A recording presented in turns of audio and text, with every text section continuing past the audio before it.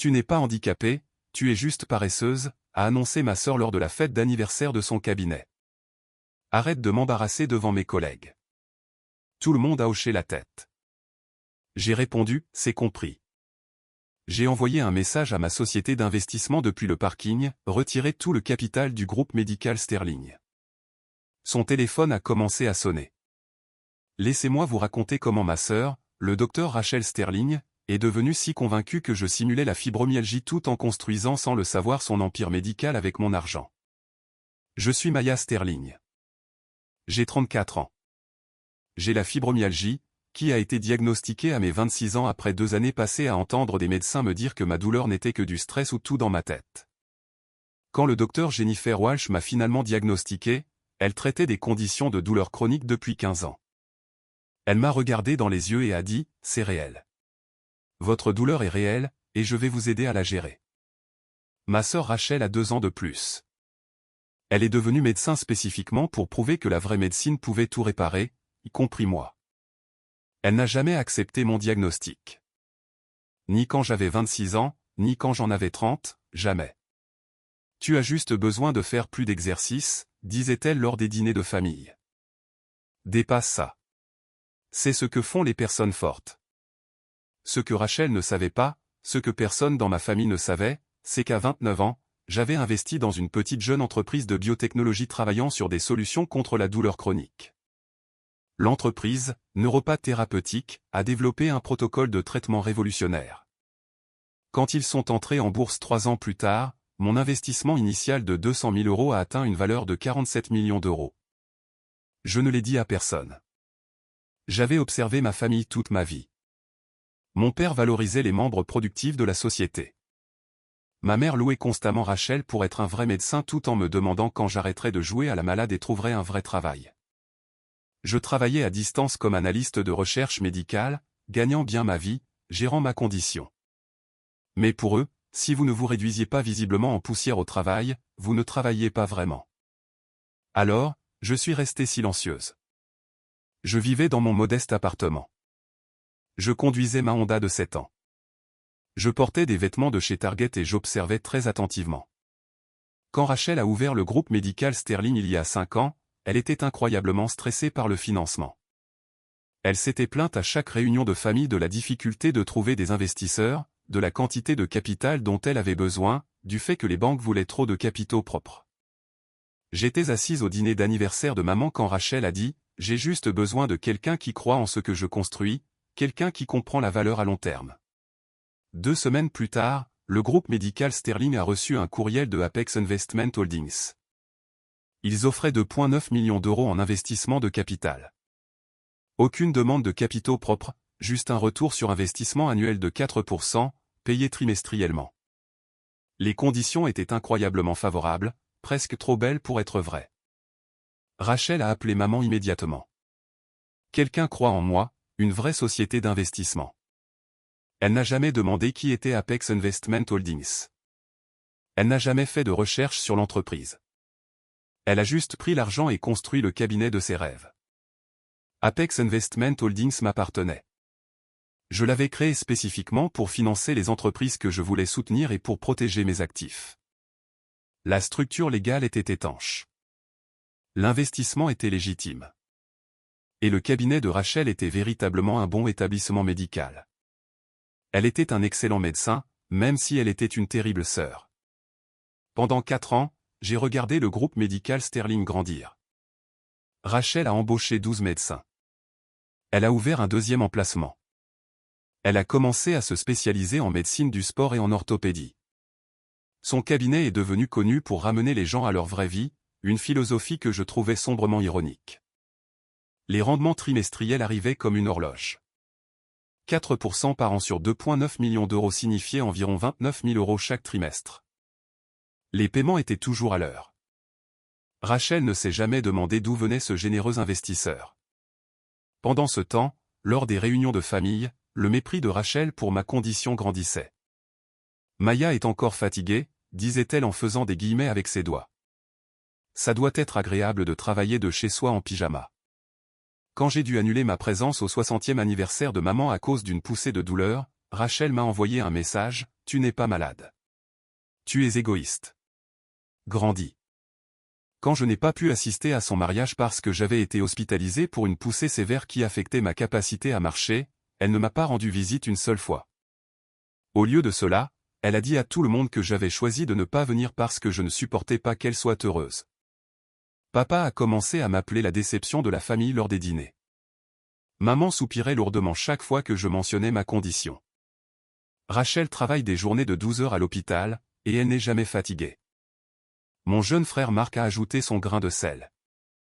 Peut-être que si tu essayais vraiment de faire de l'exercice au lieu de chercher des excuses. J'ai arrêté d'aller à la plupart des événements familiaux. Cela faisait moins mal que de les regarder célébrer Rachel tout en me traitant comme si je choisissais délibérément d'avoir mal.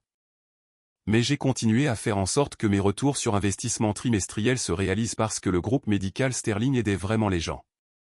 Les patients de Rachel l'aimaient. Elle était véritablement compétente et l'entreprise était rentable et en croissance. Je ne cachais pas mon succès par esprit de vengeance. Je me protégeais. J'avais vu ce qui se passait quand les gens de ma famille percevaient une faiblesse. Ils tournaient en rond comme des requins. J'avais aussi vu ce qui se passait quand quelqu'un avait quelque chose qu'il voulait. Ils s'en sentaient les ayants droit. Alors, je suis resté invisible. La petite sœur décevante avec la fausse maladie et le travail à distance facile. Puis est venue la fête d'anniversaire. Le groupe médical Sterling célébrait 5 ans de fonctionnement. Rachel avait loué la salle de bal à l'hôtel Riverside. Elle avait invité tout son personnel, ses investisseurs, ses collègues de l'école de médecine et, bien sûr, la famille. Maman m'a appelé 3 fois pour s'assurer que je venais. Rachel veut spécifiquement que tu sois là, a dit maman. Elle essaie de t'inclure, Maya. Le moins que tu puisses faire est de te présenter. J'ai failli ne pas y aller. J'avais passé une semaine difficile au niveau de la douleur, mais j'ai pris mes médicaments, j'ai mis une belle robe et j'ai conduit jusqu'à l'hôtel.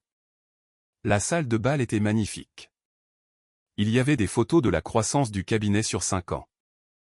Rachel avait mis en place une chronologie montrant son parcours, d'un simple médecin avec un rêve jusqu'au premier groupe médical de la région. J'ai remarqué qu'elle avait inclus une section sur ses investisseurs. Il y avait une affiche imprimée professionnellement qui disait « Avec gratitude envers nos partenaires financiers qui ont cru en notre vision ». Apex Investment Holdings était listé tout en haut. J'ai souri légèrement et j'ai trouvé une place au fond. La soirée a plutôt bien commencé. Rachel a prononcé un discours sur la persévérance et la vision. Elle a remercié son personnel. Elle a remercié ses investisseurs, en particulier Apex Investment Holdings, dont la foi initiale nous a donné les fondations dont nous avions besoin. Papa rayonnait de fierté. Maman pleurait des larmes de joie. Puis Rachel a commencé à parler des obstacles qu'elle avait surmontés. Il y a des gens qui ne croient pas au travail acharné, a-t-elle dit, et j'ai senti le changement dans la pièce. Des gens qui cherchent des excuses, qui prétendent qu'ils ne peuvent pas quand ils veulent vraiment dire qu'ils ne veulent pas. Elle me regardait directement. Ma sœur est ici ce soir, a continué Rachel, et j'ai senti tout le monde se retourner. Maya a ce qu'elle appelle la fibromyalgie. La communauté médicale est divisée sur la question de savoir si c'est même réel. Mais Maya s'est certainement engagée dans le diagnostic. Elle a construit toute son identité autour du fait d'être malade. Les gens me dévisageaient. Certains des collègues médicaux de Rachel hochaient la tête. Je suis devenu médecin en partie parce que je voulais aider les personnes qui souffrent véritablement, a dit Rachel. Mais aussi parce que je voulais prouver que la vraie maladie nécessite de vraies preuves, pas seulement des sentiments, pas seulement de la fatigue, une vraie pathologie mesurable. Maman hochait la tête avec enthousiasme. Rachel a fait un geste vers la chronologie de son cabinet. C'est ce qui arrive quand vous ne cherchez pas d'excuses, quand vous surmontez l'inconfort, quand vous refusez d'être une victime. La salle a applaudi. Je suis resté très immobile, les mains croisées sur mes genoux. Après le discours, il y a eu une réception. Je me tenais près de la table des desserts, me demandant si je devais simplement partir. C'est alors que Rachel s'est approchée de moi, flanquée de 2 de ses collègues médecins. Maya, a-t-elle dit joyeusement, sa voix portant loin. Je suis si heureuse que tu aies pu venir. Je sais que s'habiller et conduire 15 minutes a dû être épuisant. Ses collègues ont ri. C'est bon, ai-je dit doucement. Tu sais, a continué Rachel en s'approchant. Le docteur Patterson ici présent est spécialisé en médecine du sport. Il venait de me parler d'une patiente qui prétendait ne pas pouvoir faire d'exercice à cause de douleurs chroniques. Il s'est avéré qu'elle avait juste besoin de discipline et d'un programme structuré. Complètement guérie en 6 mois. Le docteur Patterson a hoché la tête. Syndrome de déconditionnement. Très courant chez les personnes qui se sont convaincues qu'elles sont fragiles. Exactement, a dit Rachel en se retournant vers moi. C'est ce que j'essaie de te dire depuis des années. Tu n'es pas handicapée. Tu es déconditionnée. Tu es paresseuse. Et honnêtement, Maya, elle a baissé la voix légèrement, mais pas assez pour que les gens ne puissent pas entendre. Tu m'embarrasses devant mes collègues. Plusieurs personnes regardaient maintenant. Je pouvais voir maman et papa dans le coin. Maman avait l'air mal à l'aise. Papa regardait ailleurs. Arrête de simuler ton handicap pour attirer l'attention, a dit Rachel clairement. Reprends ta vie en main. Arrête d'être le fardeau de la famille. Ses collègues ont hoché la tête. L'un d'eux a dit, l'amour vache. Parfois, c'est la seule chose qui fonctionne. Tout le monde regardait. J'ai regardé ma sœur, sa robe chère. La salle de bal qu'elle avait louée avec l'argent d'un cabinet construit en partie sur mon investissement, les collègues qui la croyaient sans poser de questions. J'ai répondu, c'est compris. Puis je me suis retourné et je suis sorti. J'ai atteint ma voiture avant que mes mains ne commencent à trembler. Pas de douleur, de rage. Je me suis assise dans le parking de l'hôtel Riverside, fixant le bâtiment où ma sœur venait de m'humilier publiquement, utilisant ses qualifications médicales comme une arme contre ma véritable condition diagnostiquée. Puis j'ai sorti mon téléphone. J'ai envoyé un message à mon contact de la société d'investissement, David Chin, retirer tout le capital du groupe médical Sterling. Avec effet immédiat, liquidation totale de la position de Apex Investment Holdings. Je veux que le capital de 2,9 millions d'euros plus tous les intérêts accumulés soient retournés dans les 30 jours ouvrables selon les termes du contrat. J'ai appuyé sur envoyer.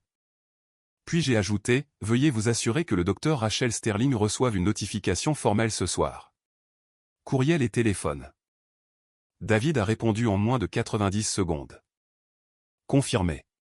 L'avis de retrait est en cours d'envoi. Le délai de préavis requis est de 30 jours selon votre contrat. Le docteur Sterling sera avisé dans les 5 minutes. Je suis resté là, moteur éteint, à regarder l'entrée de l'hôtel.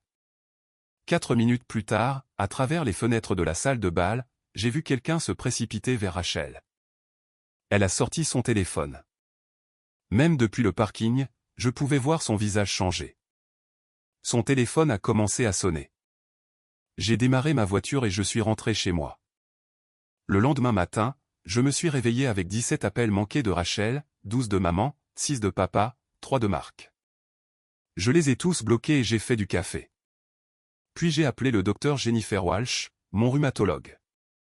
Docteur Walsh, c'est Maya Sterling. Je dois demander des copies de mon dossier médical complet.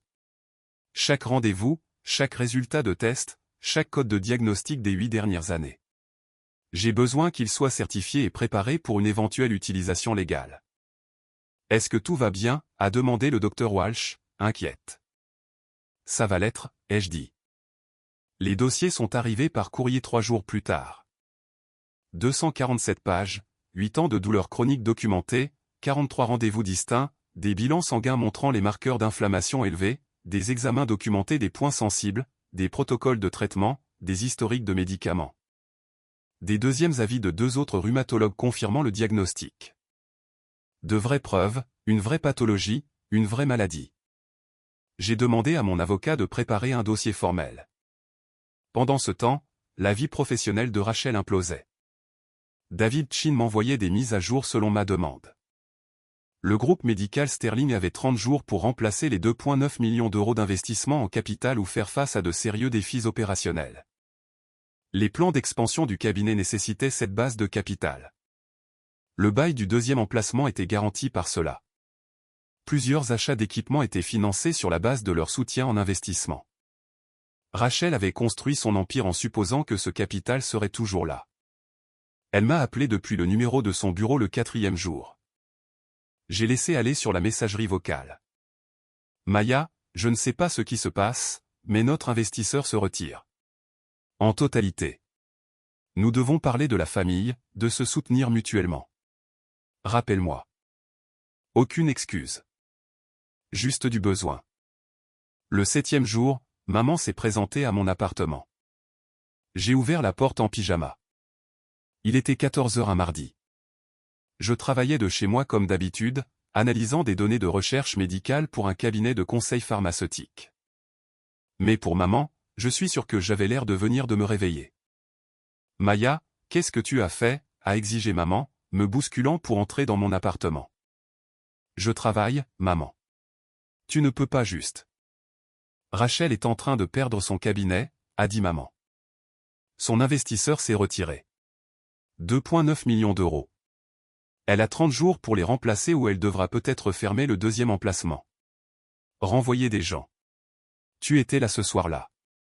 As-tu entendu quelque chose? Vu quelque chose de suspect? J'ai regardé ma mère, ses cheveux parfaitement coiffés, le sac à main de créateur que Rachel lui avait acheté pour Noël, l'inquiétude sur son visage. Pas pour moi, jamais pour moi, mais pour ma sœur. Non, ai-je dit simplement. Je n'ai rien vu de suspect. Elle est dévastée, a continué maman. Elle a travaillé si dur pour cela et maintenant une société d'investissement sans visage se retire tout simplement. Ce n'est pas juste. La vie n'est pas juste, ai-je dit, faisant écho à ce que Rachel m'avait dit d'innombrables fois. Peux-tu au moins l'appeler, a demandé maman. C'est ta sœur. Elle a besoin de sa famille en ce moment. Avait-elle besoin de sa famille quand elle m'a traité de paresseuse devant 100 personnes, ai-je demandé doucement. Quand elle a dit que je simulais mon handicap, quand elle a dit que je l'embarrassais? Maman avait l'air mal à l'aise. Elle essayait juste de te motiver. Sors, ai-je dit. Quoi? Sors de mon appartement. Maman est partie, choquée. Le 12e jour, l'avocat de Rachel a envoyé une lettre à Apex Investment Holdings demandant plus de temps pour obtenir un financement de remplacement. David Chin me l'a fait suivre. Je lui ai demandé de répondre par une seule phrase, les termes du contrat sont clairs. 30 jours. Le 15e jour, papa a appelé depuis le bureau de Rachel, me mettant sur haut-parleur. Maya, c'est papa. Je suis ici avec Rachel. Nous devons parler de ce qui se passe. Je suis au courant de ce qui se passe, ai-je dit. L'investisseur de Rachel est en train de détruire son cabinet, a dit papa. Nous essayons de comprendre pourquoi. Est-ce que cette société d'investissement t'a contacté? T'as posé des questions sur Rachel? Pourquoi me contacterait-il, ai-je demandé. Je ne sais pas, a dit papa, frustré. Mais quelqu'un sabote la carrière de ta sœur. Et j'ai pensé que peut-être puisque tu étais à la fête. Je suis parti tôt, ai-je dit. Tu te souviens? Après que Rachel a dit publiquement que je simulais mon handicap et que je l'embarrassais. Silence. Elle passait une soirée stressante, la voix de Rachel s'est fait entendre, tendue.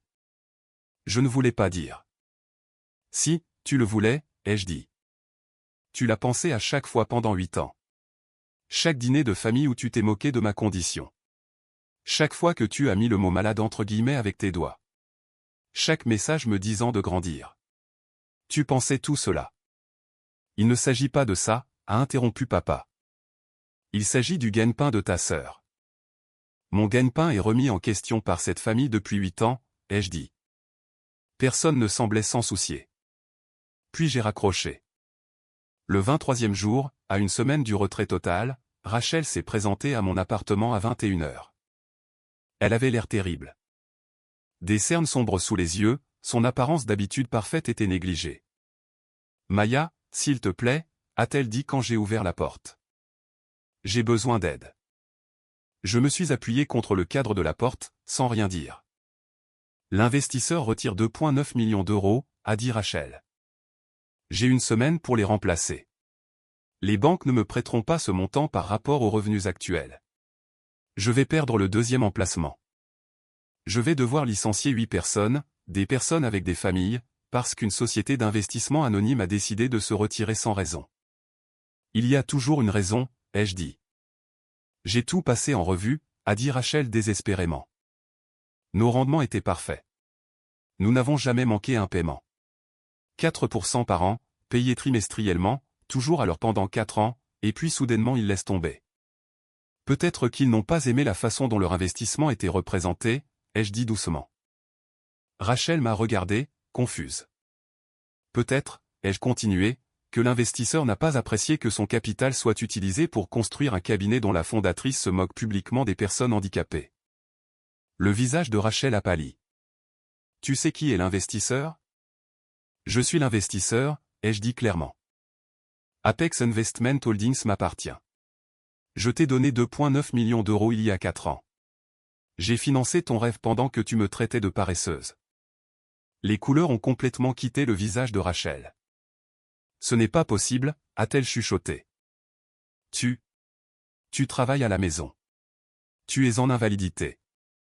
Je ne suis pas en invalidité, ai-je dit. Je n'ai jamais été en invalidité.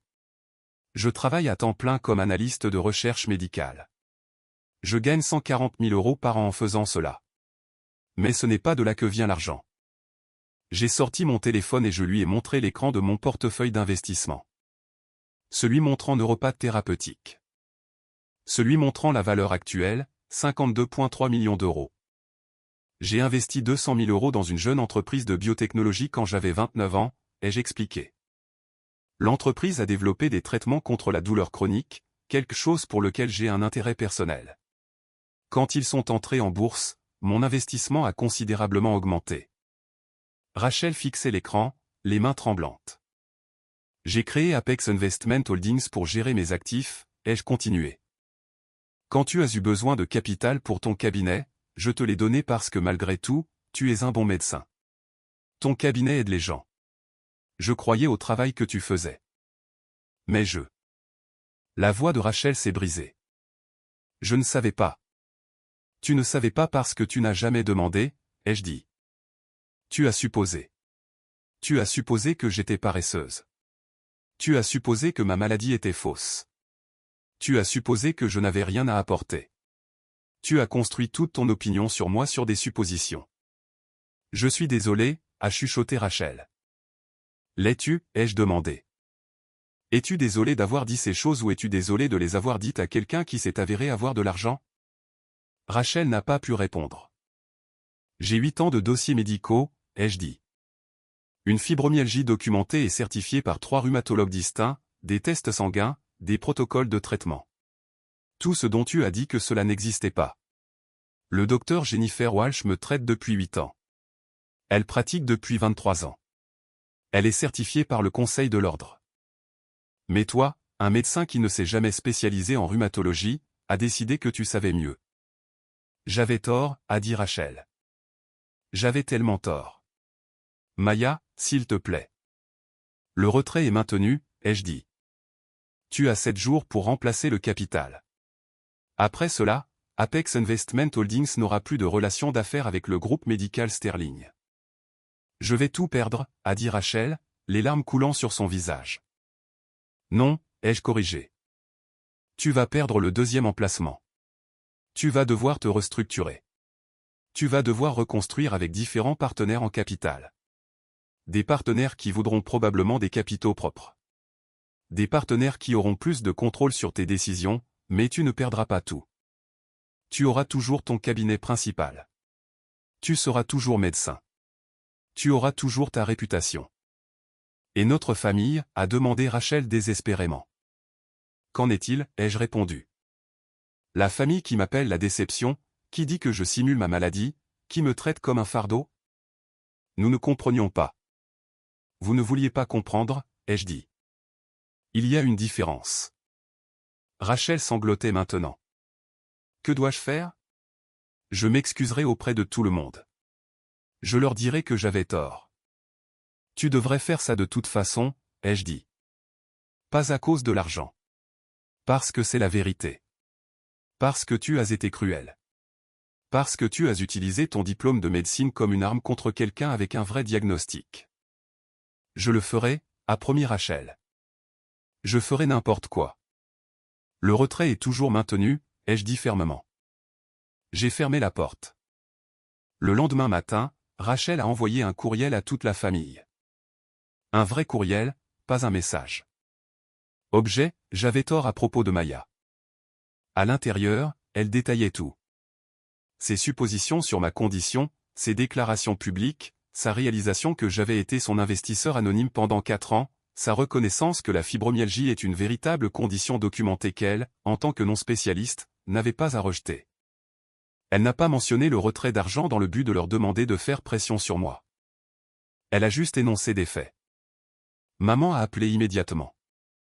Maya, est-ce vrai? Tu as donné à Rachel presque 3 millions d'euros. Oui, ai-je dit. Et tu ne nous as jamais dit que tu avais ce genre d'argent? Non. Pourquoi pas? Parce que j'ai observé comment cette famille traite les personnes qu'elle perçoit comme faibles, ai-je dit. Et j'ai observé comment elle traite les personnes qui ont quelque chose qu'elle veut. Je ne voulais être ni l'un ni l'autre. Silence. Ta sœur va perdre son 2e emplacement, a dit maman doucement. Je sais que tu pourrais empêcher ça. Je pourrais, ai-je convenu, mais je ne vais pas le faire. Elle s'est excusée. Elle s'est excusée parce qu'elle a découvert que j'ai de l'argent, ai-je dit, pas parce qu'elle a réalisé qu'elle avait été cruelle envers quelqu'un souffrant de douleurs chroniques. Il y a une différence. J'ai raccroché. Le 28e jour, à 2 jours de la fin, l'avocat de Rachel a envoyé une dernière demande de prolongation. David Chin m'a appelé personnellement. Maya, je dois vous demander. Voulez-vous reconsidérer? Le groupe médical Sterling se démène. Ils ont trouvé un investisseur potentiel, mais ils ont besoin de 45 jours pour conclure l'affaire, pas 30. Aucune prolongation, ai-je dit. C'est compris, a répondu David. Le montant total plus les intérêts seront retournés à Apex Investment Holdings le 30e jour. 2 947 000 euros. Le 30e jour, le virement bancaire a été effectué. Rachel avait trouvé un financement d'urgence auprès d'un groupe d'investissement médical, mais ils avaient pris 35% des capitaux propres du groupe médical Sterling. Rachel n'était plus la seule propriétaire de son cabinet. Elle avait des partenaires maintenant, des partenaires avec des opinions, des partenaires avec du contrôle. Le 2e emplacement a survécu, mais à une échelle réduite. 4 postes ont été éliminés.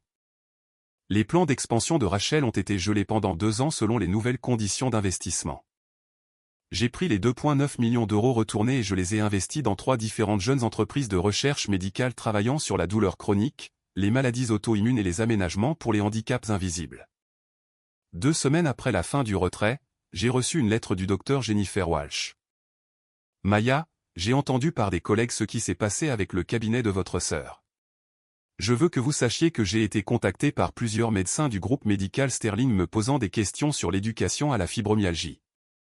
Votre sœur a apparemment demandé une formation complète pour tout son personnel sur les conditions de douleur chronique et les handicaps invisibles. Elle met en œuvre de nouveaux protocoles pour les patients. J'ai pensé que vous voudriez le savoir. J'ai classé la lettre. 3 mois plus tard, j'ai reçu une invitation pour le dîner du dimanche chez maman. Le mot disait, Rachel a spécifiquement demandé que tu viennes. Aucune pression, mais nous aimerions te voir. J'ai failli ne pas y aller, mais je l'ai fait. Quand je suis arrivé, la famille était déjà là. Rachel avait l'air différente. Fatiguée, plus vieille, humble. Maya, a-t-elle dit doucement quand je suis entré. Merci d'être venu. J'ai hoché la tête. Le dîner a été gênant. Personne n'a mentionné l'argent. Personne n'a mentionné le cabinet. Nous avons parlé du nouveau travail de Marc, du jardin de maman, de la partie de golf de papa, des choses normales. Après le dîner, Rachel a demandé si nous pouvions parler en privé. Nous sommes allés sous le porche arrière de maman. J'ai commencé à suivre une thérapie, a dit Rachel sans préambule. Pour comprendre pourquoi j'étais si résistante à accepter ton diagnostic. Pourquoi j'ai été si cruelle. J'ai attendu. Mon thérapeute pense qu'il s'agissait de contrôle, a continué Rachel. Je suis devenu médecin pour réparer les choses, pour avoir des réponses. Ta fibromyalgie n'avait pas de solution claire. Cela m'a fait me sentir impuissante. Alors, au lieu d'accepter cela, j'ai décidé que tu étais le problème. Que tu n'essayais tout simplement pas assez. Ce n'est pas une excuse, ai-je dit. Je sais, a convenu Rachel. C'est une explication. Pas une excuse. Ce que j'ai fait était mal. La façon dont je t'ai traité était mal. Et je suis désolé. Vraiment désolé. Pas à cause de l'argent, mais parce que je t'ai blessé pendant des années. J'ai regardé ma sœur, les remords sincères sur son visage. Je mets en œuvre de nouveaux protocoles au cabinet, a dit Rachel. Pour les patients souffrant de douleurs chroniques, de handicaps invisibles. Une formation pour tout le personnel sur les préjugés médicaux. Je veux que le groupe médical Sterling soit un endroit où les gens comme toi se sentent crus. C'est bien, ai-je dit doucement. Je ne peux pas effacer 8 ans, a dit Rachel. Mais je veux faire mieux. Être meilleur. Nous sommes restés assis en silence pendant un moment. L'argent est parti, ai-je dit finalement. Je ne réinvestirai pas. Je comprends, a hoché Rachel. Je ne le ferai pas non plus. Mais je suis heureuse que tu fasses des changements, ai-je ajouté. Pour tes patients. Rachel a souri légèrement. J'essaie. Nous ne nous sommes pas enlacés. Nous n'avons pas eu de réconciliation larmoyante. Mais nous sommes restés assis ensemble sur ce porche pendant 20 minutes, parlant de ces nouveaux protocoles de formation, du spécialiste de la douleur chronique qu'elle consultait. Ce n'était pas le pardon. Pas encore. Mais c'était un début. Alors que je rentrais chez moi ce soir-là, mon téléphone a vibré. Un message de David Chin, les 3 jeunes entreprises spécialisées dans la douleur chronique dans lesquelles vous avez investi. 2 viennent de recevoir l'approbation de l'administration des aliments et des médicaments pour les essais de phase 2. Les premières projections semblent très prometteuses. J'ai souri. Rachel avait perdu son investisseur anonyme.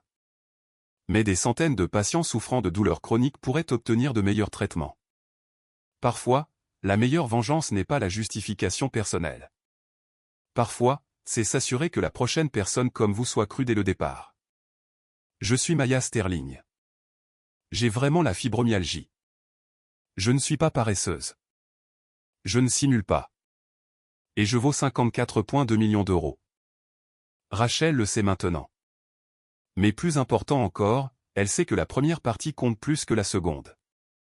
Et c'est la leçon qui lui a coûté 2,9 millions d'euros à apprendre.